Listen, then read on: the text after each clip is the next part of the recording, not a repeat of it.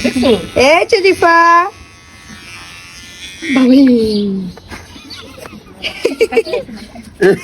এমনি রেখা দি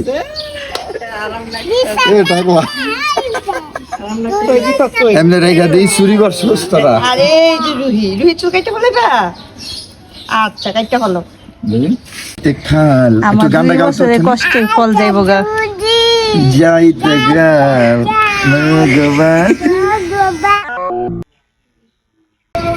গাইস আমার রুহি শখকে চুলগুলা কাইতে ফলাইতাছে আর আমার রুহি 10 টাকার লোভে চুল কাইতে ফলাইতাছে।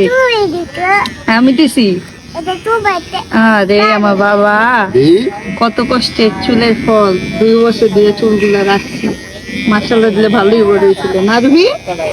আর কাইটা দিতেছে দেখেন জল্লাদ বাবা তার কোনো ফিলিংসই নাই আর একটু কষ্টও লাগতেছে না। এমনি থাক